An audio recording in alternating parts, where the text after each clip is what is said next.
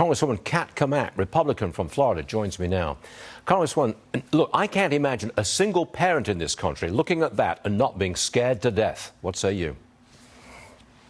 Well, absolutely, Stu. You're 100% right. You know, as the wife of a first responder, my husband, Matt, is a paramedic, a firefighter, and a SWAT medic. And he goes to calls every single time he is on shift where they are dealing with overdoses. And we have seen kids that are overdosing on what they think they're taking a Xanax or something else, and it turns out to be fentanyl.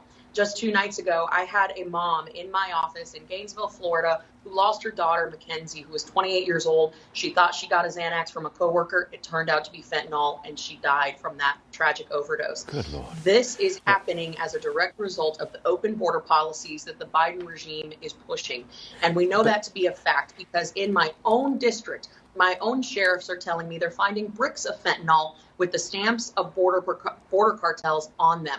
They're finding pill presses for these cartel members and gangs to make these fentanyl bricks turn into pills that are looking like other types of prescription medication. It is a real truth.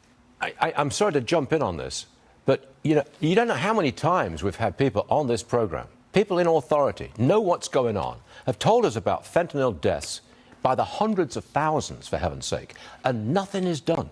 That's what I don't understand. I can't understand why nothing is done when fentanyl is killing 100,000 young Americans. Stu, this is wild. We in the House of Representatives, the Republicans have put forward legislation over and over and over again. We had a bill called the Stop Fentanyl Act, and Nancy Pelosi refused to allow us to debate it and vote on it. They are prohibiting the Congress from taking action on this issue that is impacting every single community in the country. It's ludicrous. It's absolutely wild. And, you know, I'm right now, as we speak, I'm in Lake City, Florida. I just left a meeting with about 25 wardens of prisons. Their issue that they wanted to talk to me about is drones that are being flown over our prison systems, dropping fentanyl, which is causing a tremendous issue and crisis within the prison systems because all of our correctional officers who are responding to the overdoses in the prisons, they are getting secondary contact with fentanyl, which is putting them in danger. This is a true public health crisis that we've got to address. Which institution, which state organization is supposed to take care of this? I mean, is it Border Patrol? Is it the FBI? Who is it? Which authority is supposed to get involved in this and stop it?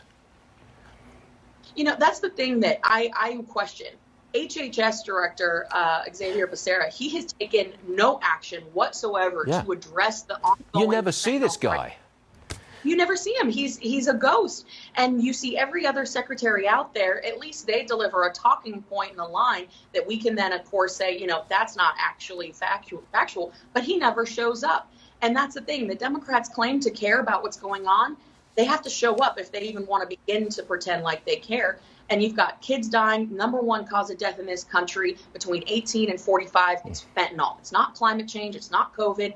It's fentanyl. This is a true crisis that we have to address. And we need Nancy Pelosi to actually get out of the way so we can pass legislation that will stem the flow from the border, but then address the demand here in our country locally.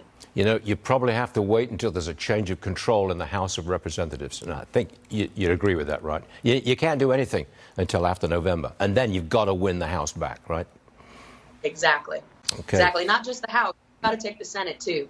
It's going to be a battle for both chambers, but we have to have both if we're going to pass meaningful legislation that is going to actually address this critical issue, like I said, that's killing our kids, it's killing our communities.